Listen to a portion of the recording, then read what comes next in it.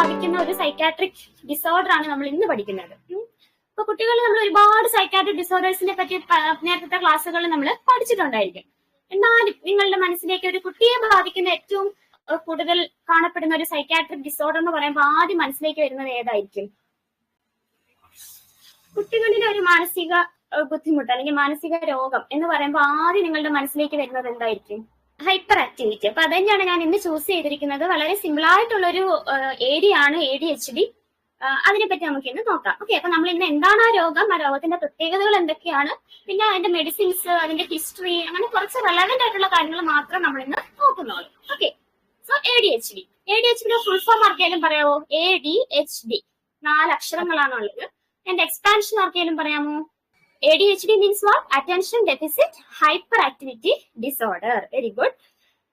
അപ്പൊ ഇതാണ് attention deficit ആണ്. That means what? കുട്ടികൾക്ക് ശ്രദ്ധക്കുറവുണ്ട്. They are lacking attention. ഒരു പ്രോഗ്രാം ഇവിടെ പറയുന്നുണ്ട് ഹൈപ്പർ ആക്ടിവിറ്റി. ഈ കുട്ടികള് നമുക്കറിയാം, കുട്ടികളിൽ നമ്മൾ സാധാരണ വികൃതികളും കുസൃതികളും ഒക്കെ കാണാറുണ്ട് അല്ലെ? പക്ഷെ ഈ ഒരു വിഭാഗത്തിൽപ്പെട്ട കുട്ടികൾക്ക് അവരുടെ ആക്ടിവിറ്റീസ് ഹൈപ്പർ ആയിരിക്കും. അവരുടെ കുസൃതിയും വികൃതിയും ഒക്കെ കുറച്ചും കൂടി കൂടുതലായിരിക്കും. ആ ഒരു ടേം ആണ് hyper activity. This one is considered as A disorder. That is attention deficit hyperactivity disorder. അതിന്റെ ഡെഫിനിഷൻ നമ്മൾ നോക്കുകയാണെങ്കിൽ ഹൈപ്പർ ആക്ടിവിറ്റി ഡിസോർഡർ എന്ന് പറയുന്ന ഒരു ടെർമിനോളജി, അതിന്റെ definition it describes children who display persistent age inappropriate symptoms of inattention, hyperactivity and impulsivity that are sufficient to cause impairment in major life activities. ഒന്നുകൂടെ repeat ചെയ്യാം. Attention deficit hyperactivity disorder എന്ന് വെച്ചാൽ എന്താണ്? കുട്ടികളിൽ ബാധിക്കുന്നതാണ്. Describes the condition in children. ആ കുട്ടികൾ എന്താണ് അവരുടെ പ്രത്യേകത? They display persistent means what? Continuously. അവരുടെ ആ ഒരു ഓൾ ഡേയ്സ്, അവരുടെ എല്ലാ ആക്ടിവിറ്റീസിലും അവരുടെ കമ്മ്യൂണിക്കേഷനിലും, അതാണ് persistent. All the related categories ആണ് പെർസിസ്റ്റന്റ്. ആൻഡ് ഏജ് ഇൻഅപ്രോപ്രിയേറ്റ് എന്ന് വെച്ചാൽ അവരുടെ പ്രായത്തിനൊത്ത രീതിയിലല്ല. they are having 3 basic symptoms. Here നിങ്ങൾക്ക് കാണാപ്പാഠം പഠിക്കണം. ഇൻഅറ്റൻഷൻ. ഈ 3 വാക്കുകൾ ADHD എന്ന് കേൾക്കുമ്പോൾ തന്നെ ഈ 3 വേർഡ്സ് നിങ്ങളുടെ മനസ്സിലേക്ക് വരണം. ഏതൊക്കെയാണ്? Inattention, hyper activity and impulsivity. ഏതൊക്കെയാണ്? Inattention means what? ശ്രദ്ധക്കുറവ്. ഹൈപ്പർ ആക്ടിവിറ്റി എന്ന് വെച്ചാൽ എന്താണ്? അവരുടെ കുസൃതിയൊക്കെ ഭയങ്കര കൂടുതലായിരിക്കും. അവരുടെ ആക്ടിവിറ്റീസ് ഒക്കെ കുറച്ചും കൂടി ഹൈപ്പർ ലെവലിലായിരിക്കും. ആൻഡ് ഇമ്പൾസിവിറ്റി എന്ന് വെച്ചാൽ എന്താ? എവിടെയും അങ്ങ് പ്രതികരിക്കും.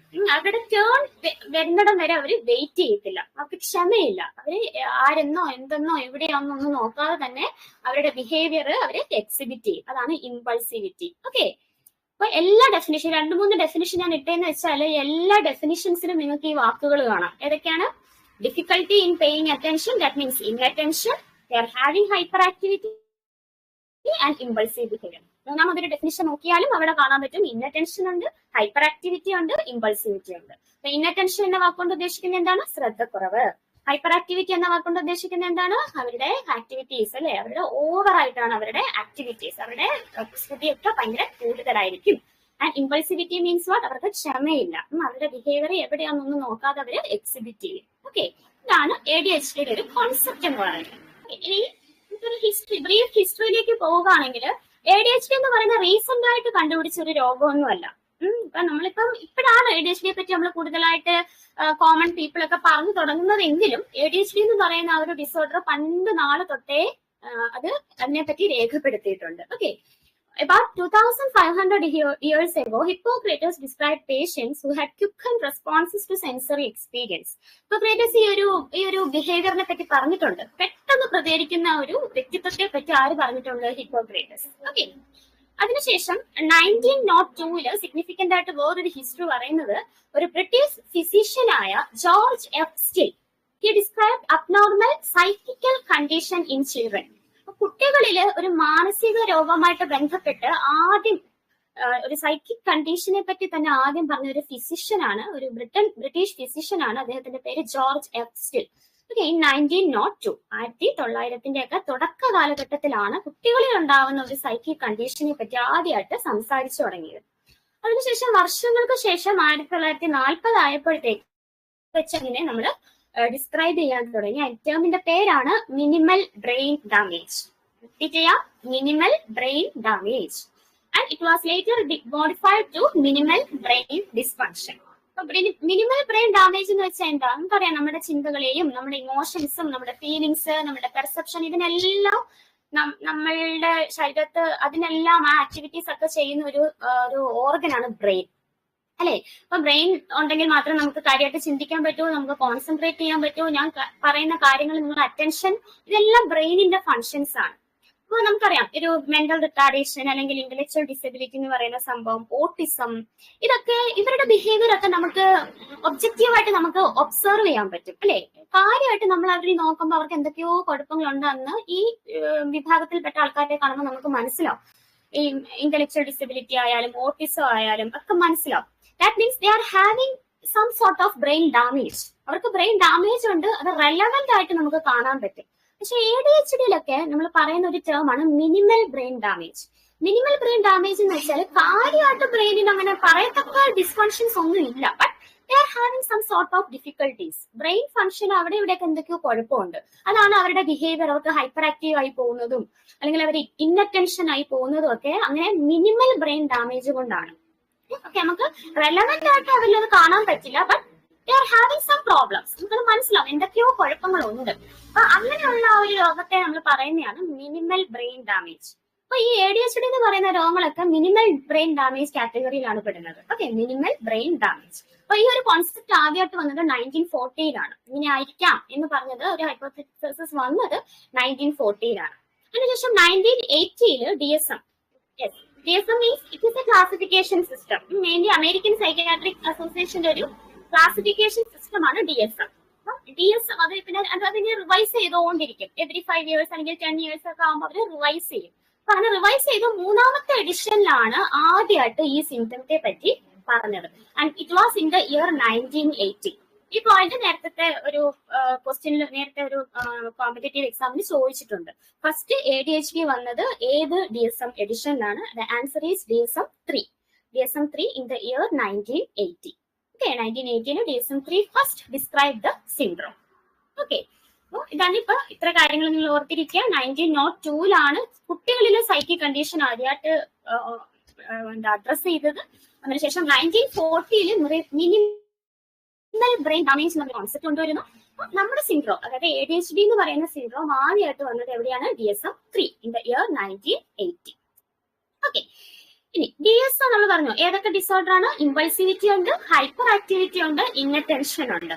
നമ്മൾ അതിനെ ക്ലാസിഫൈ ചെയ്യുവാണെങ്കിൽ ഈ 3 സിംറ്റംസും എല്ലാ കുട്ടികളിലും കണ്ടെന്ന് വരത്തില്ല. മനസ്സിലായില്ലേ? അപ്പൊ ADHD ഒരു കുട്ടി എടുത്താല് ഇന്നറ്റൻഷനും ഹൈപ്പർ ആക്ടിവിറ്റിയും ഇമ്പൾസിവിറ്റിയും ഒരുമിച്ച് കാണണമെന്ന് നിർബന്ധമില്ല. ചില കുട്ടികൾ ഇന്നറ്റൻഷൻ മാത്രമായിരിക്കും, ചില കുട്ടികളിൽ ഹൈപ്പർ ആക്ടിവിറ്റി മാത്രമായിരിക്കും, അല്ലെങ്കിൽ ഇത് 3 കൂടെ കമ്പൈൻ ചെയ്ത കേസസും നമുക്ക് കാണാൻ പറ്റും. DSM-5-ല് ഏറ്റവും ലേറ്റസ്റ്റ് ആയിട്ടുള്ള ക്ലാസിഫിക്കേഷൻ സിസ്റ്റമാണ് DSM-5. അപ്പൊ DSM-5 അതിനെ റെപ്രസെന്റ് ചെയ്യുന്നത് first one is combined presentation. ഏതാണ്? Combined presentation. അതായത് 3 സിംറ്റംസും ഏതൊക്കെയാണ്? Hyperactivity, impulsivity and inattention. ഇത് 3ഉമുള്ള ഒരു പ്രസന്റേഷൻ ആണ് കമ്പൈൻഡ് പ്രസന്റേഷൻ. നെക്സ്റ്റ് കാറ്റഗറിയാണ് പ്രീഡോമിനന്റ് ഇൻഅറ്റന്റീവ് പ്രസന്റേഷൻ. അതായത് ഹൈപ്പർ ആക്ടിവിറ്റി ഉണ്ട്, പക്ഷെ ഡോമിനേറ്റ് ചെയ്ത് നിൽക്കുന്ന സിംറ്റം ഏതാണെന്ന് വെച്ചാൽ ഇന്നറ്റൻഷൻ. നെക്സ്റ്റ് വൺ കാറ്റഗറിയാണ് ഡോമിനൻസ് കാണിക്കുന്നത് ഇമ്പൾസിവിറ്റിയിലായിരിക്കും. അതായത് predominantly hyperactive or impulsive presentation. Other specified അല്ലെങ്കിൽ അൺസ്പെസിഫൈഡ് എന്ന് ഉദ്ദേശിക്കുന്നത് നമുക്ക് കൃത്യമായിട്ട് ഒബ്വിയസ് ആയിട്ട് ഒരു കാറ്റഗറി പറയാൻ പറ്റുന്നില്ല.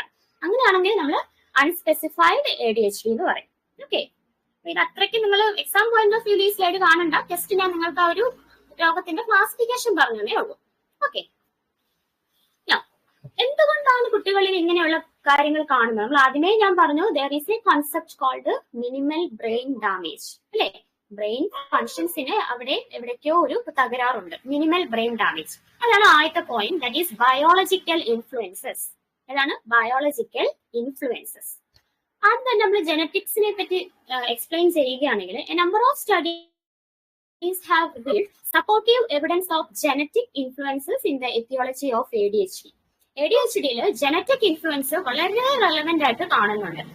പേരൻസിൽ ഇപ്പോൾ ADHD ട്രേറ്റ്സ് ഒക്കെ ഉള്ള പേരൻസ് ആണ്, ഹൈപ്പർ ആക്ടിവിറ്റി ഉള്ള പേരൻസിന് അവരുടെ കുട്ടികൾക്ക് ADHD ഡയഗ്നോസ് ചെയ്യാനുള്ള സാധ്യത കൂടുതലാണ്. Genetics is one of the most important etiology in ADHD. പിന്നെ പറയുന്നതാണ് biochemical theory. Have you heard about neurotransmitters? നമ്മുടെ ബോഡിയിലുള്ള അല്ലെങ്കിൽ നമ്മുടെ നെർവസ് ടിഷ്യൂലൊക്കെ എല്ലാ ഫങ്ഷൻസും എല്ലാ കെമിക്കൽ റിയാക്ഷൻസും ഒക്കെ നമ്മുടെ ന്യൂറോ ട്രാൻസ്മിറ്റേഴ്സ് വേണം. നമ്മൾ ചിന്തിക്കുന്നതും ഇപ്പൊ ഞാൻ ഈ പറയുന്ന കാര്യങ്ങൾ നിങ്ങൾ കേൾക്കുന്നതും നിങ്ങളത് മനസ്സിലാക്കുന്നതും ഒക്കെ നമ്മുടെ ബോഡി നമ്മുടെ ന്യൂറോൺസിലുണ്ട് ഓരോ റിയാക്ഷൻസ് അവിടെ നടക്കും. അപ്പൊ ആ റിയാക്ഷൻസ് ഒക്കെ ക്യാരി ഔട്ട് ചെയ്യണമെങ്കിൽ there should be the presence of some neurotransmitters. അപ്പൊ ഈ എല്ലാവരുടെ ശരീരത്തിൽ ഒരു നേച്ചറിലായിരിക്കണം ന്യൂറോ ട്രാൻസ്മിറ്റർ. അപ്പൊ ഏറ്റക്കുറച്ചിലുകൾ ഉണ്ടെന്നുണ്ടെങ്കിൽ നമ്മളുടെ ഫങ്ഷൻസിനെ ബാധിക്കും. ADHDയിലും കുറച്ച് ന്യൂറോ ട്രാൻസ്മിറ്റേഴ്സിനെ പറ്റി പറയുന്നുണ്ട്. Dopamine, norepinephrine and serotonin. Okay, ADHDയിൽ വളരെ കോമൺ ആയിട്ട് നമ്മൾ പറയുന്ന 3 ന്യൂറോ ട്രാൻസ്മിറ്റേഴ്സ് ആണ് dopamine, norepinephrine and serotonin. Okay, സാധാരണ ഈ 3 ഹോർമോൺസും ഈ കുട്ടികളിൽ കുറവായിരിക്കും. Okay, they are having decreased dopamine, they are having decreased norepinephrine and they are having decreased serotonin. Okay, ഇതിന്റെ ലെവൽ ഭയങ്കര കുറവായിരിക്കും ADHD കുട്ടികളിൽ. ഓക്കെ, അപ്പൊ ഡോപ്പമിനും നോറെപ്പിനെഫ്രിന്റെയും ഡെഫിസിറ്റ്സ് ആണ് ഇൻഅറ്റൻഷനും ഇമ്പൾസിവിറ്റിയും ഹൈപ്പർ ആക്ടിവിറ്റി ഒക്കെ കോസ് ചെയ്യുന്നത്. ഈ ന്യൂറോ ട്രാൻസ്മിറ്റേഴ്സ് കുറയുന്നത് കൊണ്ടാണ്. ഏതൊക്കെയാണ്? ഡോപ്പമിനും നോറെപ്പിനെഫ്രിനും. പിന്നെ ഉള്ളതാണ് serotonin. Serotonin it also causes mainly impulsivity. Serotonin പറയുമ്പോൾ കുട്ടികളിൽ ഇമ്പൾസിവിറ്റി നേച്ചർ കാണാറുണ്ട്. ഓക്കെ, ഈ 3 ഹോർമോൺസ് ഒക്കെ ചെയ്യുമ്പോൾ ഏതൊക്കെയാണ്? Dopamine, norepinephrine and serotonin. ഇതിന്റെ 3ന്റെയും decreased level. Okay, decreased level in the brain causes what? Inattention, hyper activity and impulsivity. Okay, ഇനി അനാറ്റമിക്കൽ ഇൻഫ്ലുവൻസസിലേക്ക് വരുമ്പോൾ മിനിമൽ ബ്രെയിൻ ഡാമേജ് നമ്മൾ ഓൾറെഡി നമുക്ക് അറിയാം എന്താണ് സംഭവം എന്ന് അറിയാം. മെയിൻലി നിങ്ങളെല്ലാം കണ്ട് എല്ലാം പോയിന്റ്സ് കൂടെ കേട്ട് നിങ്ങൾ പേടിക്കണ്ട. ഈ കളേർഡ് പോർഷൻസ് മാത്രം നോക്കുക. അപ്പൊ ഞാൻ കുറച്ച് ടേംസ് അവിടെ കളർ ചെയ്തിട്ടുണ്ട്. അതിൽ ആദ്യത്തെയാണ് പ്രീ ഫ്രോണ്ടൽ ലോബ്സ്. അല്ലെ, നമ്മളുടെ ബ്രെയിനിന് ഒരുപാട് ലോബ്സ് ഉണ്ട് അല്ലെ. ഫ്രോണ്ടൽ ലോബ്, ഓക്സിപിറ്റൽ, പരൈറ്റൽ എന്നൊക്കെ പറഞ്ഞ ഒരുപാട് ലോബ്സ് ഉണ്ട്. അപ്പൊ ADHDയിൽ കൂടുതലും ഡിസ്ഫങ്ഷൻ വരുന്ന ഒരു ലോബാണ് pre frontal lobes. Pre frontal lobe എന്ന് പറഞ്ഞാൽ നമ്മുടെ ബ്രെയിനിന്റെ ഫ്രണ്ട് പോർഷൻ ആണ്. നമ്മുടെ ഫോർഹെഡിന്റെ തൊട്ട് ബാക്കിലുള്ള ഒരു ലോബാണ് പ്രീ ഫ്രോണ്ടൽ ലോബ്. മെയിൻലി നമ്മുടെ എക്സിക്യൂട്ടീവ് ഫങ്ഷൻസ്, ഒരു വ്യക്തിയുടെ executive functions, mainly concentration, attention, decision making, ഇതെല്ലാം പ്രീ ഫ്രോണ്ടൽ ലോബിന്റെ ഫങ്ഷൻസ് ആണ്. അപ്പൊ പ്രീ ഫ്രോണ്ടൽ ലോബിന്റെ deficits it can cause ADHD symptoms. അതിൽ തന്നെ ബേസൽ ഗാംഗ്ലിയ. ബേസൽ ഗാംഗ്ലിയ എന്ന് പറഞ്ഞാൽ നമ്മുടെ ബ്രെയിനിന്റെ ഒരു നെറ്റ്വർക്ക് ആണ്, ന്യൂറോൺസിന്റെ ഒരു നെറ്റ്വർക്ക് സിസ്റ്റം ആണ് ബേസൽ ഗാംഗ്ലിയ. അപ്പൊ ബേസൽ ഗാംഗ്ലിയ ഉണ്ടെങ്കിൽ മാത്രമേ നമുക്ക് വോളണ്ടറി മൂവ്മെന്റ്സ് കൺട്രോൾ ചെയ്യാനും ഓക്കെ നമുക്ക് നേരത്തെ പറഞ്ഞ ഡിസിഷൻ മേക്കിങ്ങിനൊക്കെ ബേസൽ ഗാംഗ്ലിയ വേണം. So if there is any abnormality in basal ganglia, ADHD symptoms can arise. അതുപോലെ തന്നെ caudate nucleus. Caudate nucleus is also having function in goal directed activities. നമുക്കൊരു കാര്യത്തിന് ഒരു ഗോൾ ഇട്ട് പ്ലാൻ ചെയ്ത് നടപ്പിലാക്കണമെങ്കിൽ കോർഡേറ്റ് ന്യൂക്ലിയസ് എന്ന് പറയുന്ന ബ്രെയിനിന്റെ പാർട്ട് വേണം. ADHD കുട്ടികളിൽ കോർഡേറ്റ് ന്യൂക്ലിയസിന്റെ ഡിസ്ഫങ്ഷൻസ് കാണാറുണ്ട്. അതുകൊണ്ടാണ് കുട്ടികൾക്ക് ഗോൾ ഡയറക്റ്റ് ചെയ്തിട്ടുള്ള ആക്ടിവിറ്റീസ് ഒന്നും അവർക്ക് കംപ്ലീറ്റ് ചെയ്യാൻ പറ്റാത്തത് കോർഡേറ്റ് ന്യൂക്ലിയസിന്റെ ഡിസ്ഫങ്ഷൻ മൂലമാണ്. Then globus pallidus, it is involved in the control of voluntary movements. നമ്മൾ അറിഞ്ഞുകൊണ്ട് ചെയ്യുന്ന നമ്മളുടെ മൂവ്മെന്റ്സ്, എഴുതുന്നു, വായിക്കുന്നു, പഠിക്കുന്നു, നടക്കുന്നു, അങ്ങനെയുള്ള വോളണ്ടറി മൂവ്മെന്റ്സിന്റെ കൺട്രോളിന് ഗ്ലോബസ് പാലിഡസ് വേണം. And cerebellum. Cerebellum is involve in the muscular coordination. Okay, so ഇത്രയും കാര്യങ്ങൾ നമ്മളുടെ ബ്രെയിനിന്റെ ഫങ്ഷനുമായിട്ട്, അതായത് ഗോൾ ഡയറക്റ്റഡ് ആക്ടിവിറ്റീസ് ആയാലും ഡിസിഷൻ മേക്കിംഗ് ആയാലും ഒക്കെ ഇത്രയും പാർട്ടിന്റെ ഫങ്ഷൻ അവിടെ വേണം. ഇത് ഏതെങ്കിലും ഒരു ഏരിയയിൽ ഡിസ്ഫങ്ഷൻ ഉണ്ടെങ്കിൽ നമ്മളുടെ ബിഹേവിയറിൽ അത് കാണിക്കും. ചിലപ്പോൾ അത് ഹൈപ്പർ ആക്ടിവിറ്റി ആയിട്ടായിരിക്കും കാണിക്കുന്നത്, അല്ലെങ്കിൽ ഇന്നറ്റൻഷൻ ആയിട്ടായിരിക്കും കാണിക്കുന്നത്, അതല്ലെങ്കിൽ ഇമ്പൾസീവ് നേച്ചർ ആയിരിക്കും കുട്ടികൾ കാണിക്കുന്നത്. ഓക്കെ, അപ്പൊ ഇത് നേരത്തെ ഒരു ക്വസ്റ്റ്യൻ ആണ്. ADHDയിൽ ഇൻവോൾവ് ചെയ്തിരിക്കുന്ന ബ്രെയിൻ ഏരിയാസ് ഏതൊക്കെയാണ്? Okay, the answers are prefrontal lobes, basal ganglia, caudate nucleus, globus pallidus and cerebellum. Then we are having some dysfunctions in the areas like hippocampus, limbic system and reticular activating system. Okay, hippocampus നമ്മളുടെ emotions, നമ്മളുടെ feelings, okay, ഇതിനെയൊക്കെ process ചെയ്യുന്ന ആളാണ് ഹിപ്പോക്യാമ്പസ്. Then limbic system. Limbic system is known as emotional brain. നമ്മുടെ emotional brain എന്നറിയപ്പെടുന്ന ആളാണ് limbic system. ADHD കുട്ടികൾക്ക് മറ്റുള്ളവരുടെ വികാരങ്ങൾ മനസ്സിലാക്കാനോ ഒന്നും അവർ ഇമ്പൾസീവ് ആയിട്ട് ബിഹേവ് ചെയ്താൽ അല്ലെങ്കിൽ അവർ ഹൈപ്പർ ആക്റ്റീവ് ആയിട്ട് ബിഹേവ് ചെയ്താൽ മറ്റുള്ളവർക്ക് അത് എങ്ങനെ ബാധിക്കുമെന്ന് അവർ ചിന്തിക്കാറില്ല. Why? Because these systems are affected in them. That is hippocampus, limbic system and reticular activating system.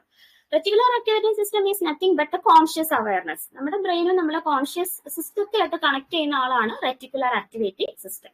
അപ്പൊ ഇത്രയും ഏരിയാസ് ADHD എന്താ ഇൻവോൾവ് ആണ്. Okay, repeat. ഏതൊക്കെയാണ്? Prefrontal lobes, basal ganglia, caudate nucleus, globus pallidus, cerebellum, and other areas like hippocampus, limbic system, and reticular activating system. Then perinatal factors, prenatal, perinatal, and postnatal factors. Maternal smoking is one of the most discussed etiological factor. Pregnancy ടൈമിൽ അമ്മയ്ക്ക് nicotine dependence ഉണ്ടെന്നുണ്ടെങ്കിൽ കുട്ടികളിൽ impulsive അല്ലെങ്കിൽ hyper active nature കാണാറുണ്ട്. Maternal smoking is one of the most important point. Next, intrauterine exposure to toxic substance, like alcohol. Fetal alcohol syndrome ഒക്കെ നമുക്കറിയാം. അങ്ങനെയുള്ള കുട്ടികളിൽ ഹൈപ്പർ ആക്റ്റീവ് ആയിരിക്കും. അപ്പൊ പെരിനേറ്റൽ എത്തിയോളജി എന്ന് പറയുമ്പോൾ രണ്ട് കാര്യങ്ങൾ ഓർക്കാം: nicotine dependence or maternal smoking, exposure to toxin, mainly alcohol. Okay, പിന്നെ പറയുന്ന കാര്യങ്ങളാണ് പ്രീ മെച്യൂരിറ്റി. പ്രീ മെച്യൂരിറ്റിയും ADHD തമ്മിൽ എന്തെങ്കിലും ബന്ധമുണ്ടോ? പ്രീ മെച്യൂരിറ്റിയിൽ എന്താ കാണപ്പെടുന്നത്? അവരുടെ ഡെവലപ്മെന്റ്, അവരുടെ ഓർഗൻ ഡെവലപ്മെന്റ് ഒന്നും കാര്യത്തിൽ നടന്നിട്ടുണ്ടാവില്ല, അല്ലേ? അപ്പൊ അതുകൊണ്ട് അവർക്ക് minimal brain damage, brain dysfunctions വരാനുള്ള സാധ്യത കൂടുതലാണ്.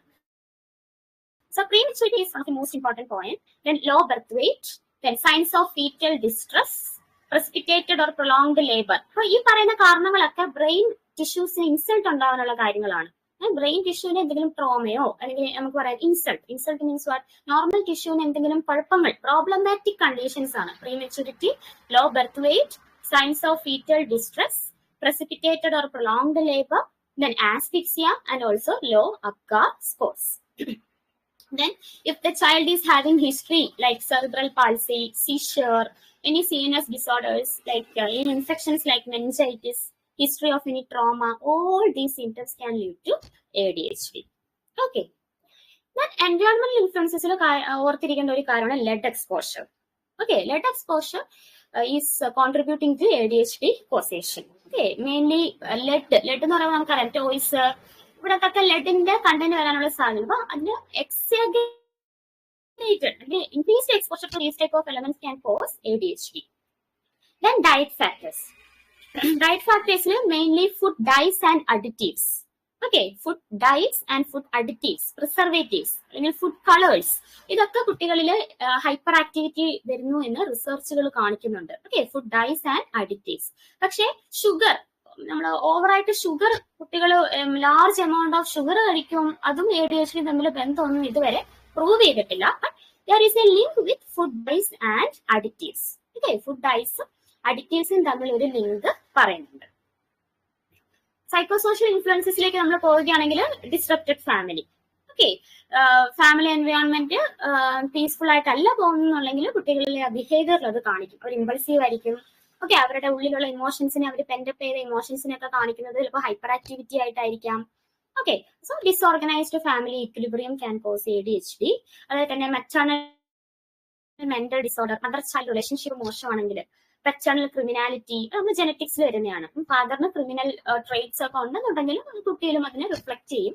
Law socio economic status, living in poverty, growing up in an institution and unstable foster care. കുട്ടികൾ ഇൻസ്റ്റിറ്റ്യൂഷൻ സെറ്റപ്പിലാണ്, അവരുടെ ഫാമിലി മെമ്പേഴ്സിന്റെ കെയർ ഒന്നും കിട്ടി വളർന്ന കുട്ടിയല്ലെന്നുണ്ടെങ്കിൽ ചാൻസ് കൂടുതലാണ്. Okay, these are some of the psychosocial influences. നമ്മുടെ എത്തിയോളജിക്കൽ ഫാക്ടർ നിങ്ങൾ ഓർത്തിരിക്കേണ്ട മെയിൻ കാര്യം ഏതൊക്കെയാണ്? Genetics is having a good role. Then ബയോകെമിക്കലിൽ 3 ന്യൂറോ ട്രാൻസ്മിറ്റേഴ്സ് ഓർത്തിരിക്കുക: ഡോപ്പമിൻ, നോറെപ്പിനെഫ്രിൻ, സെറോട്ടോണിൻ. ഇതിന്റെ എല്ലാത്തിന്റെയും കുറവ്, decreased amount of these neuro transmitter can cause ADHD. Then anatomical influences കുറച്ച് ഏരിയാസിന്റെ പേര് ഓർത്തിരിക്കണം. That is prefrontal lobes, basal ganglia, caudate nucleus, globus pallidus and cerebellum. മാത്രമല്ല ഇമോഷൻസിനെ പ്രോസസ് ചെയ്യുന്ന ഏരിയാസ് ആയ hippocampus, limbic system and reticular activating system. എന്താ pregnancy ടൈമിലുള്ള nicotine exposure, alcohol exposure.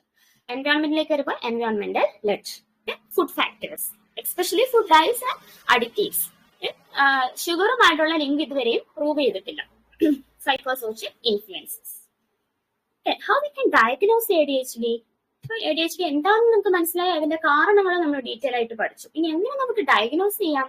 Mainly through observation. കുട്ടിയെ ഒബ്സർവ് ചെയ്ത് ആ കുട്ടിയുടെ ബിഹേവിയർ പഠിക്കുക എന്നുള്ളതാണ് ADHDയുടെ main diagnostic criteria. That is clinical evaluation. Okay, കുട്ടികളിൽ നമുക്ക് പേരൻസിൽ നിന്ന് അവരുടെ ഡീറ്റെയിൽസ് ശേഖരിക്കണം. അത് തന്നെ ഫ്രം ദ സ്കൂൾ. അപ്പൊ ഒരു ഏരിയയിൽ നിന്ന് മാത്രം അസസ്മെന്റ് നടത്തിയാൽ പോരാ. ADHD കുട്ടികളുടെ പേരൻസുമായിട്ടും ഡോക്ടേഴ്സ് സംസാരിക്കും, as well as there teachers. അപ്പൊ രണ്ട് സെറ്റപ്പിൽ ഉള്ള കുട്ടിയുടെ ബിഹേവിയർ വേണം നമ്മൾ ഇവിടെ പഠിക്കാൻ. Okay, from the school as well as from the home. ഈ രണ്ട് സ്ഥലത്തും കുട്ടി എങ്ങനെ ബിഹേവ് ചെയ്യുന്നു. And direct examination. കുട്ടിയെ ഡോക്ടർ ഡയറക്റ്റ് എക്സാമിൻ ചെയ്യും. Then there is having certain semi-structured interviews. Already structured questionnaires available ആണ്, അത് വെച്ചിട്ടും ഡയഗ്നോസ് ചെയ്യാറുണ്ട്. But mainly ADHD is diagnosed through clinical evaluation from the parents, from the teachers. Okay, that is the main sort of diagnosis. അപ്പോൾ നമ്മൾ ഓർത്തിരിക്കേണ്ട കാര്യങ്ങൾ ഏതൊക്കെയാണ്? Impulsivity, hyper activity and inattention. Okay, സാധാരണ ADHD ഉള്ള കുട്ടികൾ നമുക്ക് ചെറുതിലേ മനസ്സിലാവും. കുട്ടിക്ക് ഇച്ചിരി വികൃതി കൂടുതലാണ് എന്ന് പേരൻസിന് തോന്നി തുടങ്ങും. ഒരു 1.5 വയസ്സ് തൊട്ട് നമ്മൾ അത് ഒബ്സർവ് ചെയ്ത് തുടങ്ങും. പക്ഷെ ഡയഗ്നോസിസ് ചെയ്യുന്നത്, ADHD ഡയഗ്നോസിസ് ചെയ്യുന്നതിന്റെ സിംറ്റംസിന്റെ onset it can be before the age of 12 years. 12 വയസ്സ് വരെ, ആ സമയം വരെ നമുക്ക് ADHDയുടെ സിംറ്റംസിന്റെ ഓൺസെറ്റ്, അതായത് സിംറ്റംസ് വന്നു തുടങ്ങാം 12 വയസ്സിന് മുൻപ് വരെ. അത് മാത്രമല്ല, കുട്ടികളിൽ ഉണ്ടാകുന്ന ബിഹേവിയേഴ്സ് 6 മാസം തൊട്ട് മേപ്പോട്ടായിരിക്കണം. It should be prolonged from 6 months onwards. Okay, നമ്മൾ നേരത്തെ ഓൾറെഡി പറയുന്ന പോലെ ഹോം ആൻഡ് ഓൾസോ സ്കൂൾ, ഈ രണ്ട് ലൈഫ് സെറ്റിങ്ങിലെ ബിഹേവിയറും നമ്മൾ പഠിക്കണം. അപ്പൊ ഈ രണ്ട് സ്ഥലത്തും കുട്ടികൾക്ക് ഈ ബിഹേവിയർ ഉണ്ടെന്നുണ്ടെങ്കിൽ ADHDയിലേക്ക് നമുക്ക് ഡയഗ്നോസ് ചെയ്യാം. ഓക്കെ, അപ്പൊ ഈ 3 കാര്യങ്ങളാണ് ഡോക്ടേഴ്സ് കാര്യമായിട്ട് നോക്കുന്നത്: inattention, hyper activity and impulsivity. Inattention, ഇൻഅറ്റൻഷന്റെ മലയാളം വാക്ക് ഞാൻ പറഞ്ഞു, എന്താ? ശ്രദ്ധക്കുറവ്. ഒരു കാര്യം കുട്ടി എന്ത് ചെയ്തില്ല, ശ്രദ്ധിച്ച് ചെയ്യത്തില്ല. അപ്പൊ അവര് സ്മോൾ മിസ്റ്റേക്സ്, ഹോംവർക്ക് ഒക്കെ ചെയ്യുമ്പോൾ കുഞ്ഞു അവർക്ക് അറിയാവുന്ന കാര്യങ്ങളിൽ അവർക്ക് മിസ്റ്റേക്ക് ഉണ്ടായിരിക്കും. അവരുടെ കാര്യങ്ങൾ അവർ സൂക്ഷിക്കില്ല. സ്കൂളിൽ കൊണ്ടുവന്ന പെൻസിലും റബ്ബറും ഒക്കെ അവർ കളഞ്ഞിട്ട് വരും. അപ്പൊ ഡെയിലി പേരൻസിന് ഓരോ ദിവസം ഓരോ പെൻസിൽ കൊടുത്തു വിടുക, അത് കളഞ്ഞിട്ട് വരിക, നെക്സ്റ്റ് ഡേ റിപ്പീറ്റ് ചെയ്യുക. അവരുടെ കാര്യങ്ങൾ അവർ ശ്രദ്ധയോടെ സൂക്ഷിക്കില്ല. സില്ലി മിസ്റ്റേക്സ്, ഇതൊക്കെയാണ് ഇൻഅറ്റൻഷന്റെ പ്രധാനമായിട്ടുള്ള ബിഹേവിയേഴ്സ്. ഓക്കെ, ഒന്നാമത്തേന്ന് പറയുന്നത് fails to give close attention to details or make careless errors in school work. അവർ ചെയ്യുന്ന ഡെയിലി ചെയ്യുന്ന ആക്ടിവിറ്റീസ് ആയാലും ഹോംവർക്ക് ആയാലും എല്ലാം കുഞ്ഞു കെയർലെസ് മിസ്റ്റേക്ക് എത്തി തുടങ്ങും. They are having some difficulty in paying attention. ഒരു 10 മിനിറ്റ് പോലും ഒരു കാര്യത്തിൽ അവർ ശ്രദ്ധിച്ചിരിക്കില്ല. ഇപ്പൊ എഴുതിക്കൊണ്ടിരിക്കുമ്പോൾ പുറത്തോട് എന്തെങ്കിലും ശബ്ദം ഉണ്ടെങ്കിൽ അവരുടെ അറ്റൻഷൻ അങ്ങനെ ഡീവിയേറ്റ് ചെയ്ത് പോയിക്കൊണ്ടേയിരിക്കും. ഒരു സ്ഥലത്തിലേക്ക് ഫോക്കസ് ചെയ്യാൻ അവർക്ക് പറ്റില്ല. Then often appears not to listen to what is being said to him. ആ കുട്ടിയോട് ഇൻഡിവിജ്വലി പറയുന്ന കാര്യങ്ങൾ പോലും അത് ആ കുട്ടി എന്ത് ചെയ്യില്ല, ശ്രദ്ധിച്ച് കേൾക്കില്ല. Okay, faced for the instructions. സ്കൂളിൽ പറയുന്ന ഇൻസ്ട്രക്ഷൻസ് കുട്ടി ശ്രദ്ധിക്കില്ല. He's having some difficulty in finishing the school work, duties, ഇതൊന്നും കുട്ടി ചെയ്യില്ല. ഇതൊക്കെയാണ് ഇൻഅറ്റൻഷന്റെ പ്രത്യേകതകൾ. ഓക്കെ, പിന്നെ നമ്മൾ പറയുന്നതാണ് avoids or strongly dislike task such as homework. കുട്ടിക്ക് ശ്രദ്ധിച്ചിരിക്കാൻ പറ്റാത്തതുകൊണ്ട് കുട്ടി ഹോംവർക്ക് ചെയ്യാൻ പോലും ഇൻട്രസ്റ്റ് കാണിക്കില്ല. Then losses necessary things. കുട്ടിക്ക് എപ്പോഴും വേണ്ടുന്ന കാര്യങ്ങൾ അവര് കളയും. അവർ ലോസ് ചെയ്യും, അവർക്ക് ശ്രദ്ധയില്ല. Easily distracted by external stimuli. ഇപ്പൊ നമ്മളിപ്പോ ക്ലാസ് തുടങ്ങിയിട്ട് ഒരു 10-15 മിനിറ്റ് ആയിരുന്നു വിചാരിക്കും, നിങ്ങളിപ്പം ADHDയെ പറ്റി ശ്രദ്ധിച്ചുകൊണ്ടിരിക്കുക. പക്ഷെ ADHD കാറ്റഗറി ഉള്ള കുട്ടികൾ എന്ത് ചെയ്യില്ല, ഈ ഒരു അറ്റ്ലീസ്റ്റ് ഒരു 5 മിനിറ്റ്സ് പോലും അവർ ശ്രദ്ധിച്ച് ആ കാര്യത്തിൽ ഇരിക്കാൻ അവർക്ക് പറ്റില്ല. ഫോർഗെറ്റ്ഫുൾനെസ്, മറന്നുപോയി. പറയുന്ന ഇൻസ്ട്രക്ഷൻസ് നമ്മൾ എത്ര റിപ്പീറ്റ് ആയിട്ട് പറഞ്ഞാൽ പോലും അവർ കാര്യങ്ങൾ എന്ത് ചെയ്യും, മറന്നുപോകും. ഫോർഗെറ്റ്ഫുൾനെസ്, ഇതെല്ലാമാണ് ഇൻഅറ്റൻഷന്റെ പ്രത്യേകതകൾ. അപ്പൊ ഒരു കുട്ടിയിൽ ചിലപ്പോൾ ഇൻഅറ്റൻഷൻ എന്ന് പറയുന്നത് മിസ്റ്റേക്സ് വരുത്തുന്നതായിരിക്കാം. വേറൊരു കുട്ടിയിലെ ഇൻഅറ്റൻഷൻ എന്ന് പറയുന്നത് കുട്ടി മറന്നു പോകുന്നതായിരിക്കാം, കാര്യങ്ങൾ മറന്നു പോകുന്നതായിരിക്കാം. അപ്പൊ ഓരോ ഇൻഡിവിജ്വൽ അനുസരിച്ച് ഇൻഅറ്റൻഷന്റെ ബിഹേവിയേഴ്സ് മാറിക്കൊണ്ടിരിക്കും. ഓക്കെ, ഹൈപ്പർ ആക്ടിവിറ്റി അല്ലെങ്കിൽ ഇമ്പൾസിവിറ്റി. ഹൈപ്പർ ആക്ടിവിറ്റി എന്ന് വെച്ചാൽ എന്താണ്? ഒരിടത്ത് അടങ്ങിയിരിക്കില്ല. ഒരു 2 സെക്കൻഡ് പോലും അടങ്ങിയിരിക്കാൻ ADHD കുട്ടികൾക്ക് പറ്റാറില്ല. Often fidgets with hands or feet or skews on seat. Fidgeting means what? They will make unnecessary movements, restless movements. ഇപ്പൊ കൈ വെച്ചോ കാല് വെച്ചോ ഇങ്ങനെ വിറപ്പിച്ചോണ്ടിരിക്കും. ഒരു പേനയൊക്കെ കൈ കിട്ടുമ്പോൾ അതിങ്ങനെ അടിച്ചോണ്ടിരിക്കും. അതാണ് ഫിഡ്ജറ്റിംഗ് എന്ന വാക്കിന്റെ അർത്ഥം. അപ്പൊ hyper activity means fidgeting. Okay, fidgeting with hands or fidgeting with feet. അപ്പൊ ഇങ്ങനെ അനക്കിക്കൊണ്ടിരിക്കും, ഇങ്ങനെ വിറപ്പിച്ചുകൊണ്ടിരിക്കും. Can often leave seat in classroom or in other situations in which remaining seated is expected.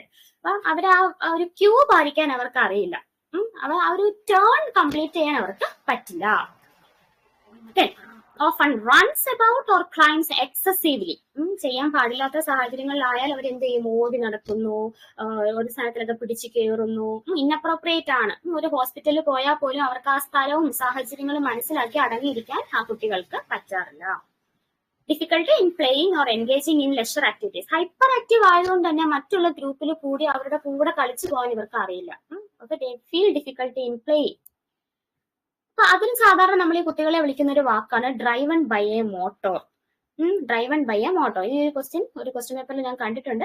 Driven by a motor involves which disorder? Driven by a motor എന്ന് വിശേഷിപ്പിക്കുന്നത് ഏത് ഡിസോർഡറിലാണ്? And that is the ADHD. ഒരു motor, ഒരു machine ഇങ്ങനെ പോകുന്ന പോലെ ഇങ്ങനെ പൊക്കോണ്ടേയിരിക്കും കുട്ടികൾ. അതാണ് ADHD. Often talks excessively. ധാരാളം അവരെ സംസാരിച്ചുകൊണ്ടിരിക്കും. ഇതൊക്കെ ഹൈപ്പർ ആക്ടിവിറ്റിയുടെ ലക്ഷണങ്ങളാണ്. അപ്പൊ നേരത്തെ പറഞ്ഞ പോലെയാണ്, ഇതിൽ ഏതെങ്കിലും ഒരു ബിഹേവിയർ ആയിരിക്കും ചിലപ്പോൾ ഒരു കുട്ടി കാണിക്കുന്നത്. ഒന്നെങ്കിൽ ഒരു ഫിഡ്ജറ്റിംഗ് ബിഹേവിയർ ആയിരിക്കാം. ചില കുട്ടികളുടെ ആ ഗ്രൂപ്പിൽ ചേർന്ന് കളിക്കാൻ അവർക്ക് പ്രയാസമായിരിക്കാം. അല്ലെങ്കിൽ കൂടുതൽ സംസാരിക്കുന്ന കുട്ടിയായിരിക്കാം. അപ്പൊ ഓരോ കുട്ടിയിലും സിംറ്റംസ് മാറി മാറി വരാം. Next impulsivity.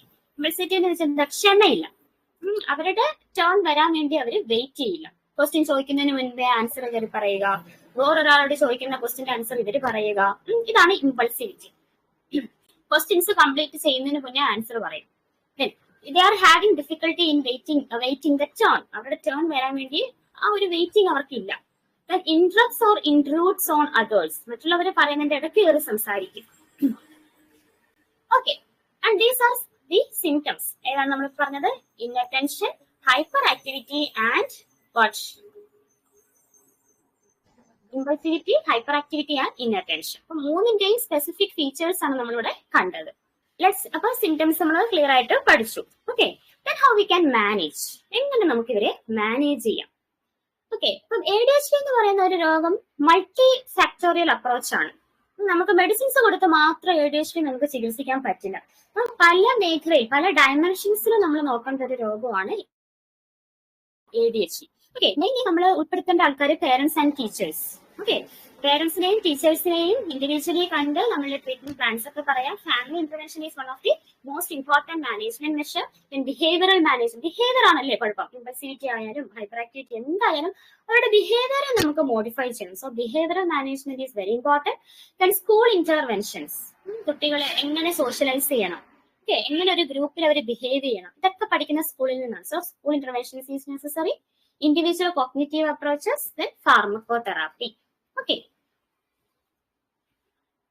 So, parental training. Family intervention ഏറ്റവും ഇമ്പോർട്ടന്റ് പോയിന്റ് ആണ് parental training. മാതാപിതാക്കളെ ട്രെയിൻ ചെയ്യാം. സാധാരണ കുട്ടികളെ പോലെ അല്ല, അല്ലെ? നല്ല ക്ഷമ വേണം. ഇവരെ നമ്മള് ക്യാരി ഔട്ട് ചെയ്യണമെങ്കിൽ, ഇവരെ നമ്മൾ വളർത്തിക്കൊണ്ട് വരണമെങ്കിൽ ഇവർക്ക് നല്ല ക്ഷമ വേണം. സോ പേരൻസിനെ നമ്മൾ അതനുസരിച്ച് ട്രെയിൻ ചെയ്യണം. ഇവരുടെ നമ്മുടെ അൺഫേവറബിൾ ബിഹേവിയറിനെ നമുക്ക് എങ്ങനെ മാറ്റാം, അല്ലെങ്കിൽ ഫേവറബിൾ നമ്മൾ എക്സ്പെക്ട് ചെയ്യുന്ന നല്ല ബിഹേവിയേഴ്സ് എങ്ങനെ വളർത്തിയെടുക്കാം, അങ്ങനെയുള്ള കാര്യങ്ങളൊക്കെ അവർക്ക് പറഞ്ഞു കൊടുക്കാം. എങ്ങനെ മാറ്റാം, എങ്ങനെ നമുക്ക് ഫേവറബിൾ ബിഹേവിയറിനെ സ്ട്രെങ്തൻ ചെയ്യാം, അങ്ങനെയുള്ള കാര്യങ്ങൾ നമ്മൾ അവരെ പറഞ്ഞ് മനസ്സിലാക്കും. So parental training is very important. And behavioural techniques. Behavioural techniques സൈക്കാട്രിയിൽ നമ്മൾ സാധാരണ എല്ലാ അസുഖത്തിനും പറയുന്ന ഒരു ടെക്നിക്കാണ് ബിഹേവിയറൽ ടെക്നിക്സ്. അതിന്റെ ക്ലാസ്സിൽ എനിക്ക് തോന്നുന്നു ഞാൻ ഇനിഷ്യൽ ടൈമിൽ നമ്മൾ ഡിസ്കസ് ചെയ്തിട്ടുണ്ട്. എന്തൊക്കെയാണ് ബിഹേവിയറൽ ടെക്നിക്സിൽ നെഗറ്റീവ്, പോസിറ്റീവ്, റീഇൻഫോഴ്സസ് എന്തൊക്കെയാണ് നമ്മൾ ഡീറ്റെയിൽ ആയിട്ട് പഠിച്ചിട്ടുണ്ട്. അപ്പൊ ആ സെയിം കാര്യങ്ങൾ നമ്മൾ ഇവിടെയും ഉൾപ്പെടുത്താം. Okay, so encourage the parents to show.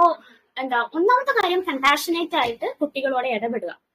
നമ്മൾ അവരിൽ നിന്നും ഒരുപാട് വികൃതി കാണിച്ചാലും പെട്ടെന്ന് ദേഷ്യപ്പെട്ട് അവരെ അങ്ങനെ വഴക്ക് പറഞ്ഞ് അങ്ങനെ മാറ്റി നിർത്താതെ അവരെ കാര്യങ്ങൾ പറഞ്ഞ് മനസ്സിലാക്കാൻ അവരെ നമ്മൾ പഠിപ്പിച്ചു കൊടുക്കും. Then puzzles, drawing, building small models, attention ഒക്കെ ഫോക്കസ് ചെയ്യുന്ന ഗെയിംസ് ആണ് ഇതൊക്കെ. Puzzles, drawing, building small models, ഇതൊക്കെ കോൺസെൻട്രേഷൻ അല്ലെങ്കിൽ അറ്റൻഷൻ പവർ കൂട്ടും. ഇതൊക്കെ കുട്ടികളുടെ കൂടെ പേരൻസും കൂടി ഇരുന്ന് ചെയ്യാൻ വേണ്ടിയിട്ട് നമ്മൾ എൻകറേജ് ചെയ്യും. ഓക്കെ, അതാണ് എന്താ പാരന്റൽ ട്രെയിനിങ്. ബിഹേവിയർ തെറാപ്പിയിൽ ഓർത്തിരിക്കേണ്ട ഒരു അനാലിസിസ് ആണ് ABC. ഏതാണ് അനാലിസിന്റെ പേര് ഓർത്തിരിക്കുക? ABC. This was one of the previous question. ABC analysis എന്താണെന്ന് ചോദിച്ചിട്ടുണ്ട്. അപ്പൊ A for antecedents, B for behavior and C for consequences. ഇതാണ് analysis ABC. A for analysis, antecedents, B for behavior and C for consequence. അപ്പൊ നമ്മളുടെ goal എന്ന് പറയുന്ന കുട്ടിയുടെ behaviour change ചെയ്യുക, അതാണ് നടുക്കിടക്കുന്ന B. ഓക്കെ, BA അല്ലെങ്കിൽ ബിഹേവിയറിനെ മോൾഡ് ചെയ്യുക എന്നുള്ളതാണ് നമ്മളുടെ ഉദ്ദേശം. അങ്ങനെ നമ്മൾ Aയും Cയും മോഡിഫൈ ചെയ്യും, അതായത് ആന്റിസിഡൻസിനെയും മോഡിഫൈ ചെയ്യും, കോൺസിക്വൻസിനെയും നമ്മൾ മോഡിഫൈ ചെയ്യും. ഇപ്പൊ കുട്ടി ഒരു സ്പെസിഫിക് ബിഹേവിയർ കാണിക്കുക, ഒരു ബിഹേവിയർ, ദാറ്റ് മീൻസ് വാട്ട്? ഇപ്പൊ സ്കൂളില് ക്വസ്റ്റ്യൻ ചോദിക്കുമ്പോൾ ഇടയിൽ ആൻസർ പറയുന്നു, ക്വസ്റ്റ്യൻ കംപ്ലീറ്റ് ചെയ്യാൻ ടീച്ചറിനെ സമ്മതിക്കുന്നില്ല, അതാണ് കുട്ടിയുടെ ബിഹേവിയർ. അപ്പൊ ആ ഒരു ബിഹേവിയറിനെ മാറ്റാൻ നമ്മൾ Aയും Cയും നോക്കും. A means antecedents, what causes the behaviour, ആ ബിഹേവിയറിലേക്ക് വരാൻ എന്താണ് കാരണം, അതാണ് A, that is antecedents. C for what? Consequence. അപ്പൊ നമ്മൾ കുട്ടിക്ക് പറഞ്ഞ് മനസ്സിലാക്കി കൊടുക്കും, ചോദ്യം ചോദിച്ച് ടീച്ചർ നിർത്തി കഴിഞ്ഞിട്ട് കൈ പൊക്കി ടീച്ചർ പെർമിഷൻ തരുമ്പോൾ ആൻസർ ചെയ്യാം. നിനക്ക് ആൻസർ അറിയാമെങ്കിൽ നീ കൈ പൊക്കുക. അതാണ് ആന്റിസിഡൻസ്. ബിഹേവിയറിന് മുൻപ് കുട്ടി എന്ത് ചെയ്യണം, ആൻസർ പറയുന്നതിന് മുൻപ് what is the cause of the behaviour. അപ്പൊ കുട്ടി പഠിക്കും, കൈ പൊക്കിയാലേ എനിക്ക് ആൻസർ പറയാൻ പറ്റൂ. Then consequence. ഇൻ കേസ് കുട്ടി അത് ഫോളോ ചെയ്തില്ലെങ്കിൽ നമ്മൾ ഒന്നെങ്കിൽ ചെറുതായിട്ടൊന്ന് സ്കോൾഡ് ചെയ്യുക, അല്ലെങ്കിൽ ആ ടേൺ അവിടെ കുട്ടിയെ ഒന്ന് മാറ്റി നിർത്തുക, അങ്ങനെയുള്ള ചെറിയ സിമ്പിൾ കോൺസിക്വൻസസ് ഇംപ്ലൈ ചെയ്യാം. അതിൽ നിന്ന് കുട്ടി പഠിക്കണം. അപ്പൊ നെക്സ്റ്റ് ടൈം ടീച്ചർ ക്വസ്റ്റ്യൻ ചോദിക്കുമ്പോൾ Aയും Cയും കുട്ടി ചിന്തിക്കും, എന്താണ് ഞാൻ മുമ്പ് ചെയ്യേണ്ടത്, അതാണ് ആന്റിസിഡൻസ്. ഞാൻ ഇങ്ങനെ ചെയ്തില്ലെങ്കിൽ എന്റെ കോൺസിക്വൻസസ് എന്താണ്, അതും കുട്ടി ചിന്തിക്കും. അങ്ങനെ കുട്ടി ബിഹേവിയറിനെ മോഡിഫൈ ചെയ്യും. ഓക്കെ, അതാണ് ബിഹേവിയറൽ ടെക്നിക്കിന്റെ one of the important technique ആണ് ABC analysis. Antecedent, behaviour, consequence. Okay, നമ്മൾ നേരത്തെ പഠിച്ചിട്ടുള്ള നമ്മൾ സൈക്കോളജി ക്ലാസ്സുകളിൽ നമ്മൾ പഠിച്ചു അല്ലേ, positive reinforcement, negative reinforcement. Reinforcement എന്ന് വെച്ചാൽ എന്താ? നമുക്ക് വേണ്ടുന്ന നല്ല സ്വഭാവങ്ങളെ റീഇൻഫോഴ്സ്, അതിനെ സ്ട്രെങ്തൻ ചെയ്യുന്ന ടെക്നിക്സ് ആണ് റീഇൻഫോഴ്സ്മെന്റ് ടെക്നിക്സ്. അത് രണ്ട് വിധത്തിൽ നമുക്ക് ചെയ്യാം. പോസിറ്റീവ് റീഇൻഫോഴ്സ്മെന്റും ഉണ്ട്, നെഗറ്റീവ് റീഇൻഫോഴ്സ്മെന്റ്. പോസിറ്റീവ് എന്ന് വെച്ചാൽ എന്താ? പോസിറ്റീവ് മീൻസ് ആഡ് ചെയ്ത് പോകും. അതായത് കുട്ടിക്ക് നമ്മൾ അങ്ങോട്ട് കൊടുക്കും, അതായത് എന്താ പ്രൈസസ്, ഗിഫ്റ്റ്, റിവാർഡ് ഒക്കെ കൊടുത്ത് ആ കാര്യങ്ങൾ ചെയ്യിപ്പിക്കുന്നതാണ് പോസിറ്റീവ് റീഇൻഫോഴ്സ്മെന്റ്. നല്ല മാർക്ക് വാങ്ങിച്ചു, നല്ല മിഠായി ഒക്കെ മേടിച്ചു കൊടുക്കുകയാണെങ്കിൽ പോസിറ്റീവ്ലി റീഇൻഫോഴ്സ്മെന്റ് ആണ്. ഞാൻ അത് ചെയ്താൽ എനിക്ക് ഇങ്ങോട്ട് റീഇൻഫോഴ്സ്മെന്റ്, എനിക്ക് റിവാർഡ്സ് കിട്ടും. That is positive reinforcement. Next behaviouring ടെക്നിക്കാണ് നെഗറ്റീവ് റീഇൻഫോഴ്സ്മെന്റ്. നെഗറ്റീവ് എന്ന് വെച്ചാൽ എന്താ? ഒരു കോൺസിക്വൻസിനെ നമ്മൾ കട്ട് ചെയ്യും. നല്ല മാർക്ക് വാങ്ങിച്ചിട്ട് വരും, അല്ലെങ്കിൽ നല്ല മാർക്ക് വാങ്ങിക്കുവാണെങ്കിൽ എന്നും കുറച്ച് മാർക്കേ വാങ്ങുന്നതുകൊണ്ട് പേരൻസ് വഴക്ക് പറയും അല്ലെങ്കിൽ അടിക്കുകയൊക്കെ ചെയ്യും. നല്ല മാർക്ക് വാങ്ങുവാണെങ്കിൽ ആ സ്കോൾഡിങ് അങ്ങ് മാറ്റുക, ആ വഴക്ക് പറയുന്ന ബിഹേവിയർ അങ്ങ് നിർത്തുവാണെങ്കിൽ ദാറ്റ് ഈസ് നെഗറ്റീവ് റീഇൻഫോഴ്സ്മെന്റ്. അപ്പൊ കുട്ടിക്ക് മനസ്സിലാവും, ഞാൻ നല്ല കാര്യങ്ങൾ ചെയ്യുവാണെങ്കിൽ എനിക്കുള്ള നെഗറ്റീവ് ഫീഡ്ബാക്ക് അവിടെ കുറയും, അതാണ് നെഗറ്റീവ് റീഇൻഫോഴ്സ്മെന്റ്. അങ്ങനെ വരുമ്പോൾ കുട്ടി എന്ത് ചെയ്യും? നല്ല ബിഹേവിയേഴ്സ് ചെയ്തു തുടങ്ങും. അപ്പൊ രണ്ട് ബിഹേവിയറിംഗ് ടെക്നിക്സ് ആണ് ഓർപ്പിക്കേണ്ടത്, പോസിറ്റീവ് ആൻഡ് നെഗറ്റീവ്. ഇത് രണ്ടും ADHD ഗ്രൂപ്പിൽ നമുക്ക് ഇംപ്ലൈ ചെയ്യാൻ പറ്റും. ഓക്കെ, അപ്പൊ ആദ്യം പറഞ്ഞു കൊടുക്കുക, റിലേഷൻഷിപ്പ് നന്നായിട്ട് ബിൽഡ് ചെയ്യുക. മാതാപിതാക്കളും കുട്ടിയും തമ്മിലുള്ള റിലേഷൻഷിപ്പ് നല്ലതായിരിക്കാം. ഒരു ബിഹേവിയർ നമ്മൾ ചൂസ് ചെയ്യുക. എല്ലാ ബിഹേവിയറും കൂടെ ഒറ്റ ടേണിൽ നമുക്ക് മാറ്റിയെടുക്കാൻ പറ്റില്ല. Choose one behaviour, choose one reward, choose A consequence ആണ് ABC അനാലിസിസ്. ഓക്കെ, കുട്ടി ആ ഒരു നമ്മൾ വെക്കുന്ന ബിഹേവിയർ, അപ്പൊ എന്താ, ദാറ്റ് മീൻസ് ഹോംവർക്ക് ചെയ്ത് തീർക്കുക, അതാണ് നമ്മളുടെ ബിഹേവിയർ. ചെയ്ത് തീരുവാണെങ്കിൽ we should give a reward. So we need to choose one reward. ചെയ്തില്ലെങ്കിൽ നമ്മളൊരു കോൺസിക്വൻസും ചൂസ് ചെയ്യാം, എന്ത് പണിഷ്മെന്റ് കൊടുക്കാം. ദെൻ കൺസിസ്റ്റൻസി, ആ ഒരു ബിഹേവിയർ പേരൻസ് ത്രൂ ഔട്ട് ചെയ്തോണ്ടേയിരിക്കാം. ഒറ്റ തവണ ഒന്നും ചെയ്താൽ പോരാ, നമ്മൾ ചെയ്തോണ്ടേയിരിക്കുക, റിപ്പീറ്റഡ് ആയിട്ട് കൺസിസ്റ്റന്റ് ആയിട്ട് ചെയ്യാം. ദെൻ വെറൈറ്റി, ഓരോ സ്റ്റെപ്പ് ബൈ സ്റ്റെപ്പ് കുട്ടിക്ക് പഠിപ്പിച്ചു കൊടുക്കാം. ദെൻ ആ ബിഹേവിയർ ഓക്കെ കഴിഞ്ഞാൽ then plan for the next behaviour. ഇതാണ് ബിഹേവിയർ മോഡിഫിക്കേഷൻ പ്രോഗ്രാം. ഓക്കെ, അപ്പൊ ഇത് ഒരു ക്വസ്റ്റ്യൻ ചോദിച്ചിട്ടുണ്ട്. ബിഹേവിയർ മോഡിഫിക്കേഷൻ പ്രോഗ്രാമിൽ ഒരു നേഴ്സിന്റെ ഇമ്പോർട്ടന്റ് റോള് എന്താണെന്ന് ചോദിച്ചിട്ടുണ്ട്. ഓക്കെ, അതിൽ ഒരുപാട് ഓപ്ഷൻസ് ഉണ്ട്. അതിൽ ഒരു കറക്റ്റ് ആൻസർ ഉണ്ടായിരുന്നത് എന്താ, 1 ബിഹേവിയർ 1 റിവാർഡ് ആൻഡ് 1 കോൺസിക്വൻസ്. ഇതായിരുന്നു കറക്റ്റ് ഓപ്ഷൻ. എല്ലാം കൂടെ ഒരുമിച്ച് ചെയ്യാൻ നമുക്ക് പറ്റില്ല. ഏതെങ്കിലും ഒരു ബിഹേവിയർ, ഒരു റിവാർഡ്, ഒരു കോൺസിക്വൻസ്. ഓക്കെ, ഇനി ഇമ്പോർട്ടന്റ് മാനേജ്മെന്റ് മെഷർ ആണ് ഫാർമക്കോതെറാപ്പി. ഓക്കെ, അപ്പോൾ ADHDയുടെ ട്രീറ്റ്മെന്റിൽ നമ്മൾ മെയിൻലി യൂസ് ചെയ്യുന്ന മെഡിക്കേഷൻസ് സ്റ്റിമുലന്റ് മെഡിക്കേഷൻസ് ആണ്. Okay, have you heard about stimulant medication? കേട്ടിട്ടുണ്ടോ? ഒരു സിങ്ക് വരുന്നില്ല അല്ലെ? ഒന്നാമത്തെ ADHD എന്ന് പറയുന്നത് എന്താ, ഭയങ്കര ഹൈപ്പർ ആക്റ്റീവ് ആണ്. പക്ഷെ മെഡിക്കേഷന്റെ പേരും സ്റ്റിമുലന്റ് എന്നുമാണ്. അങ്ങനെ തോന്നിയോ? Stimulant simply means amphetamines. Amphetamines group of ഡ്രഗ്സിനെയാണ് നമ്മൾ സ്റ്റിമുലൻസ് എന്ന് പറയുന്നത്.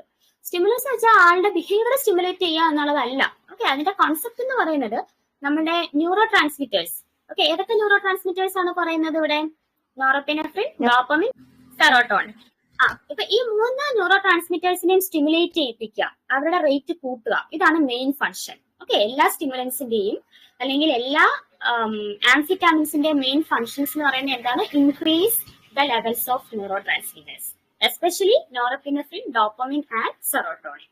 ഓക്കെ, ആദ്യമായിട്ട് ADHD യൂസ് ചെയ്ത ഡ്രഗിന്റെ പേരാണ് ബെൻസിട്രിൻ. ഓക്കെ, ADHD എന്ന് പറയുന്ന രോഗത്തിന് ആദ്യമായിട്ട് ഉപയോഗിച്ചു വരുന്ന ഒരു സ്റ്റിമുലന്റ് മെഡിക്കേഷന്റെ പേരാണ് Benzedrine. And it was in the year 1937. Okay, 1937 ആദ്യമായിട്ട് ഒരു മെഡിസിൻ ADHDയിലേക്ക് ഇൻട്രൊഡ്യൂസ് ചെയ്തത്. ആ മെഡിസിന്റെ പേരെന്താണ്? ബെൻസിട്രിൻ. ബെൻസിട്രിൻ എന്ന് പറയുന്ന ഒരു സ്റ്റിമുലന്റ് ഡ്രഗ് ആണ്. പക്ഷെ ഇതിനൊരു കുഴപ്പമുണ്ട്, കുട്ടിക്ക് ഭയങ്കര അഡിക്ഷൻ വരാനുള്ള ഒരു സാധ്യതയുണ്ട്. ബെൻസിട്രിൻ ഗ്രൂപ്പ് ഓഫ് ഡ്രഗ്സിന് ഒരു അഡിക്റ്റീവ് നേച്ചർ ഉള്ള ഒരു ഡ്രഗ് ആണ്. അതിൽ തന്നെ ടോളറൻസ് അത്രയും സക്സസ് ആയിട്ട് കാണാറില്ല ബെൻസിട്രിൻ. അതുകൊണ്ട് ഇപ്പൊ കറന്റ് ബെൻസിട്രിൻ ADHD യൂസ് ചെയ്യുന്നില്ല. But it is also considered as a drug. Okay, drug for ADHD. Dextroamphetamine widely use ചെയ്യുന്ന ഒരു ഡ്രഗ് ആണ് dextroamphetamine. Okay, dextroamphetamine is one of the commonly used medication in ADHD. Methamphetamine ഈ ഡ്രഗും use ചെയ്യുന്നുണ്ട്. മീഥൈൽഫെനിഡേറ്റ് വേറൊരു stimulant medication ആണ് മീഥൈൽഫെനിഡേറ്റ്. പിമോളിൻ നേരത്തെ use ചെയ്യുന്നുണ്ട്, ബട്ട് ഇപ്പൊ കോമൺലി യൂസ് ചെയ്യുന്നില്ല പിമോളിൻ. ക്ലോണിഡിൻ ഒരു സ്റ്റിമുലന്റ് അല്ല, but we can say that it is alpha two adrenergic agonist. Okay, alpha two adrenergic agonist ആണ്. മെയിൻലി നോർ എപ്പിനെഫ്രിന്റെ റേറ്റിനെയാണ് ഇത് ഇൻഫ്ലുവൻസ് ചെയ്യുന്നത്. Okay, clonidine influence nor epinephrine. Tricyclic antidepressants, TCS is also considered as a good drug in ADHD. Mainly dopamine, norepinephrine ലെവലിനെ ഇത് affect ചെയ്യും. Then atomoxetine, അതും നോറെപ്പിനെഫ്രിനെയാണ്. mainly in the prefrontal cortex. Prefrontal ലോബിന്റെ കാര്യമൊക്കെ പറഞ്ഞു. അപ്പൊ അവിടെ ആക്ട് ചെയ്യുന്ന ഒരു ഡ്രഗ് ആണ് അറ്റോമോക്സെറ്റിൻ. ഓക്കെ, ഇത്രയാണ് മെഡിസിൻസിന്റെ പേര് ഓർത്തിരിക്കാനുള്ളത്. ഏതൊക്കെയാണ്? Benzedrine first used drug in ADHD in the year 1937 എന്നാണ് ആദ്യമായിട്ട് യൂസ് ചെയ്തത്. ഇപ്പൊ അത് അധികം യൂസ് ചെയ്യാറില്ല because of some side effects, mainly addiction side effect ഉള്ളതുകൊണ്ട്. ഇപ്പൊ യൂസ് ചെയ്യുന്ന drugs dextroamphetamine, methamphetamine, methylphenidate, pemoline, clonidine, TCAs അല്ലെങ്കിൽ ട്രൈസൈക്ലിക് ആന്റിഡിപ്രസൻസ്, അറ്റോമോക്സെറ്റിൻ. ഇത്രയാണ്. Okay, side effects. സാധാരണ സ്റ്റിമുലൻസ് നമ്മൾ ഹെൽത്ത് എഡ്യൂക്കേഷൻ കൊടുക്കുമ്പോൾ നിങ്ങൾ ഓർത്തിരിക്കുക, ചിലപ്പോൾ അങ്ങനെയും ക്വസ്റ്റ്യൻസ് ചോദിക്കാറുണ്ട്. സ്റ്റിമുലൻസ് യൂസ് ചെയ്യുന്നവർക്ക് നമ്മൾ എന്താണ് ഒരു നഴ്സ് മനസ്സിലാക്കി വെക്കേണ്ടത്? ബിക്കോസ് അറ്റോമോക്സിറ്റിൻ പോലുള്ള ഡ്രഗ്സിൽ ഇവണ്ടാമി ചെയ്യാനുള്ള സാധ്യതയുണ്ട്. ടോളറൻസ് സ്റ്റിമുലൻസ് ആണ് അല്ലേ? അപ്പോൾ ടോളറൻസ്, അഡിക്ഷൻ, ഡിപ്പെൻഡൻസിനൊക്കെ സാധ്യത കൂടുതലാണ്. അപ്പൊ അത് നമ്മൾ മനസ്സിലാക്കിയിരിക്കാം. ആംഫിറ്റാമിൻസ് അല്ലെങ്കിൽ സ്റ്റിമുലൻസ് എടുക്കുന്ന പേഷ്യൻസിൽ നമ്മൾ ഡിപ്പെൻഡൻസ് നമ്മൾ ക്രിട്ടിക്കലി തിങ്ക് ചെയ്യണം. ഇത് വരാനുള്ള സാധ്യത ഉണ്ട് എന്ന് നമ്മളൊന്ന് നോക്കാം. പിന്നെ safety measures, it is one of the most important area. ഇവർക്ക് ഇന്നറ്റൻഷൻ ഉണ്ട് അല്ലെ? അതുപോലെ ഇവർ ഇമ്പൾസീവ് ആണ്. ഒരു കാര്യം ആലോചിച്ച് ഡിസിഷൻ എടുക്കാനുള്ള ആ ഒരു എബിലിറ്റി ഇവർക്കില്ല. അതുകൊണ്ട് നമ്മൾ അലേർട്ട് ആയിരിക്കേണ്ട ഏരിയാസ് ആണ് traffic, source of fire and fire arms, swimming pool, sharp objects, potentially harmful instruments, poisonous chemicals, medicines. ഈ ഏരിയയിലൊക്കെ നമ്മൾ എന്തായിരിക്കണം? We should be alert. Guide lines four parents നമ്മൾ ഓൾറെഡി പറഞ്ഞു. പേരന്റൽ ട്രെയിനിങ് ഇമ്പോർട്ടന്റ് ആണ് ADHD-യിൽ. So നമ്മൾ അവരെ എക്സ്പ്ലെയിൻ ചെയ്യാം എന്താണ് ഈ സംഭവം, എന്തുകൊണ്ടാണ് ഇത്, കുട്ടികളുടെ ബിഹേവിയർ കൊണ്ടല്ല അവർക്ക് ഇങ്ങനെ വരുന്നത്, എന്തുകൊണ്ടാണ് അവരുടെ ബ്രെയിനിലുള്ള ന്യൂറോ ട്രാൻസ്മിറ്ററിന്റെ ഏറ്റക്കുറച്ചിലുകളായിരിക്കാം, അല്ലെങ്കിൽ മിനിമൽ ബ്രെയിൻ ഡാമേജ് അല്ലെ, ഏതെങ്കിലും ഏരിയാസിന്റെ അണ്ടർ ഡെവലപ്മെന്റ് ഉണ്ടാവാം. ഇത് മാത്രമല്ല മൾട്ടി ഫാക്ടർ അല്ലെ, അവരുടെ എൻവയോൺമെന്റ്, അതുപോലെ തന്നെ അവരുടെ ഇമോഷണൽ സ്റ്റേറ്റസ്, പ്രഗ്നൻസി ടൈമിൽ എന്തെങ്കിലും അപാകതകൾ ഉണ്ടായിട്ടുണ്ടെങ്കിൽ ഇതൊക്കെ ആയിരിക്കാം എന്ന് അവർക്ക് കാര്യമായിട്ട് പറഞ്ഞു കൊടുക്കാം. എന്നാൽ മാത്രമേ അവരുടെ കോപ്പറേഷൻ കൂടി നമുക്ക് ഫുൾ ആയിട്ട് കിട്ടത്തുള്ളൂ. അവരൊക്കെ പറഞ്ഞു കൊടുക്കുക. ADHD കാർക്ക് ഒരു ഷെഡ്യൂൾ ഇട്ട് കൊടുക്കണം. ഓക്കെ, ഇത്ര സമയത്തിനുള്ളിൽ ഇന്ന ആക്ടിവിറ്റീസ് കംപ്ലീറ്റ് ചെയ്യണം. പിന്നെ ഓരോന്നിനും ഓരോ സമയം, specific time for waking up, studying, playing, watching TV, eating, ഇതിനെല്ലാം പ്രത്യേകം സമയം കുട്ടികൾക്ക് ഇട്ട് കൊടുക്കാൻ പറയാം. സിമ്പിൾ ഹൗസ് റൂൾസ്, ഇൻസ്ട്രക്ഷൻസ് അവർ പഠിച്ചെടുക്കാൻ വേണ്ടി കുഞ്ഞു കുഞ്ഞു റൂൾസ് ഒക്കെ അവർക്ക് പഠിപ്പിച്ചു കൊടുക്കാം. പിന്നെ ABCയിൽ വരുന്നതാണ് റിവാർഡ്സ്, കോൺസിക്വൻസ്. ഒരു ബിഹേവിയർ ഗുഡ് ബിഹേവിയർ ആണെങ്കിൽ ഗുഡ് കോൺസിക്വൻസ്. ഓക്കെ, അത് കൊടുക്കുക. It should supervise all the time. പിന്നെ ഡേഞ്ചേഴ്സിന്റെ കാര്യം മനസ്സിൽ വെച്ചേക്കാം. ഇത്രയാണ് ADHD points, important points. Okay, നമ്മൾ ആ ഡിസീസിനെ പറ്റി അത്യാവശ്യം ഡീറ്റെയിൽ ആയിട്ട് തന്നെ പഠിച്ചു. നമുക്ക് ക്വസ്റ്റ്യൻസും കൂടി നമുക്ക് നോക്കാം. പ്രീവിയസ്ലി ആസ്ഡ് ക്വസ്റ്റ്യൻസ് ആണ് ഞാൻ ഇവിടെ ഇട്ടേക്കുന്നത്. Try to answer. ഓക്കെ, ഞാൻ ക്വസ്റ്റ്യൻ വായിക്കാം. ആദ്യത്തെയാണ്, ADHD symptoms are associated with the following except all of the above. നമ്മൾ എപ്പോഴും പറഞ്ഞല്ലേ, എനിക്കൊന്ന് ഞാൻ ഒട്ടുമിക്ക എല്ലാ സ്ലൈഡിലും ഈ 3 വാക്കുകൾ പറഞ്ഞോട്ടേയിരുന്നു. Inattention, impulsivity, hyper activity. ഇത് 3 ADHDയുടെ സിംറ്റംസ് ആണ്. Answer D is correct. Next one, which among the following drug is known by the name Bennis? ഒരു കോമൺ സ്ട്രീറ്റ് നെയിം ആണ് ബെന്നീസ്. അപ്പൊ അത് ഈ പറയുന്ന ഡ്രഗ്സിൽ ഏതിനെയാണ് അങ്ങനെ പറയുന്നത്? ഇത് നമ്മൾ ആസച്ച് പഠിച്ചില്ല, റിലേറ്റഡ് ക്വസ്റ്റ്യൻ ആണ്. ബെൻസോഡൈസിഡിൻ, nifedipine, Benzedrine and clonidine. C എന്നാണോ പറഞ്ഞേ അതോ ഡിയോ?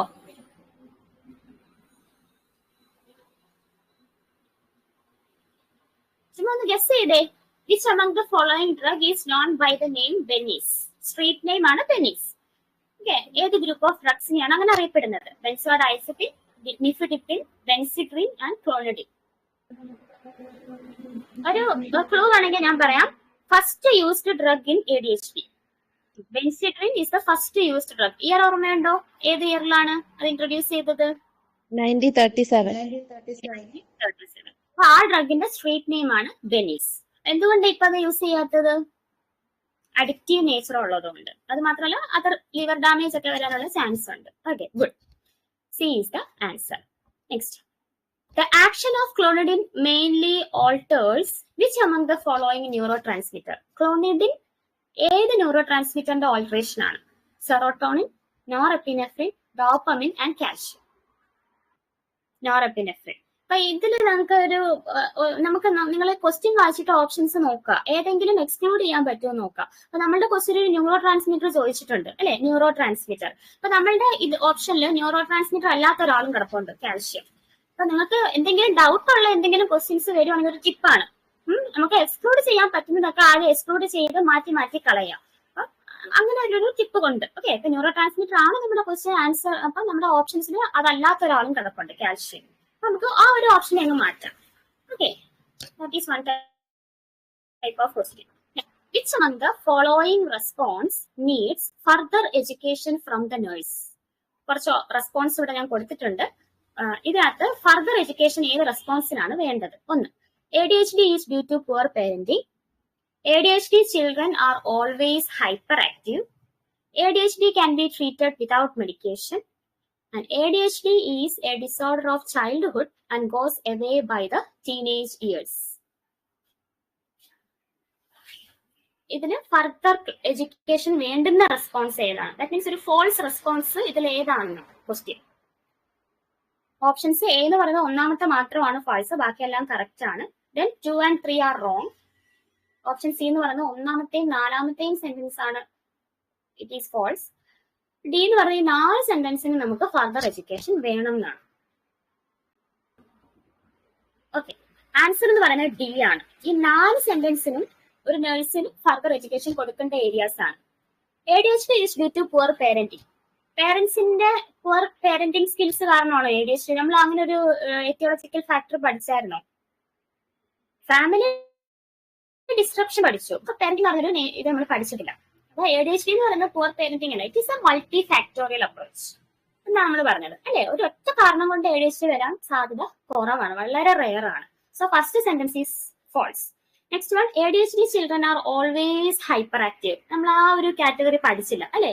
അപ്പം ചില ADHD ചിൽഡ്രൻ ഇമ്പൾസീവ് ആയിട്ടുള്ള പിള്ളേരുണ്ട്.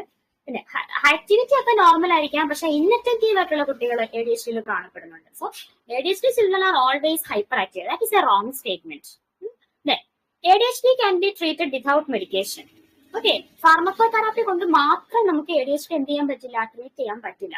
ഫാമിലി ഇന്റർവെൻഷൻ വേണം, പേരന്റൽ ട്രെയിനിങ് വേണം, പിന്നെ എന്തൊക്കെയാ പഠിച്ചത്, ബിഹേവിയറൽ ടെക്നിക്സ് വേണം അല്ലെ, ABC അനാലിസിസ്, ഇതെല്ലാം ഉണ്ടെങ്കിൽ മാത്രമേ നമുക്ക് ADHD എന്ത് ചെയ്യാൻ പറ്റത്തുള്ളൂ, ട്രീറ്റ് ചെയ്യാൻ പറ്റത്തുള്ളൂ. Without medication, it is not possible to treat.